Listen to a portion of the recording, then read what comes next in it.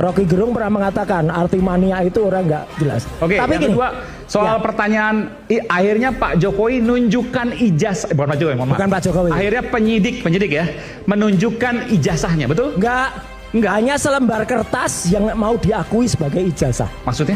Gini, kita tuh sama sebenarnya status saya, sama seperti. Jadi Anda nggak mengakui kemarin penyidik itu menunjukkan bahwa ini adalah ijazahnya Pak Jokowi? Nggak, hanya kita. Pelan-pelan mas, pelan-pelan. Ya. Pak Jokowi, penyidik, mohon maaf ya, saya garis bawahi. Penyidik waktu itu bilang apa? Kami mau menunjukkan apa yang kami sita semenjak tanggal 23 Juli tahun 2025. Oke. Itu kata-katanya. Ya. Nah, dari situ saja sudah timbul dua kebohongan. Satu kebohongan apa? Kebohongan 23 Juli tahun 2025 itu kalau saya nggak salah itu hari Rabu. Ya.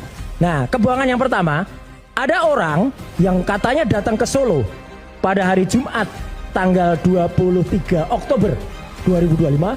Setelah keluar bilang, saya ditunjukkan ijazahnya asli. Itu orang namanya Judi Ari yang terlibat kasus Budi online. Ya. Mantan Menkominfo. Ya, harusnya dia kena lah soal kasus itu sudah jelas. Dan dia merugikan negara ratusan miliar bahkan lebih dari 2,3 triliun. Ini harus dibongkar nih, karena yang namanya belum terbukti. Bukan pusat data. Itu sudah terbukti, udah diusut ke kejaksaan kok. Pusat data elektronik yang ada di Cikarang, Batam, itu kan nggak jadi. Iya, meskipun saya Bang Saur ini. Belum tentu dia, tapi oke lah kita nggak bicara dia. Okay. Yang kedua adalah orang yang tanggal 19 dan 25 November yang lalu bilang ini scan asli ijazah Jokowi. Kapan nyekennya?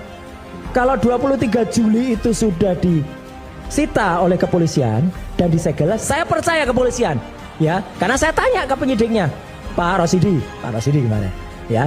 Ini Bapak buka segel ini sebelum hari ini enggak Mas. Kami jaga. Oke, bagus. Jadi polisi proper.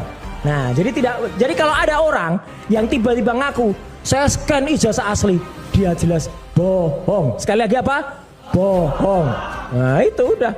Jadi artinya itu. Nah, yang kedua, pertanyaannya Mas Aiman tadi. Kenapa kami harus percaya kalau itu ijazah asli? Satu, ya.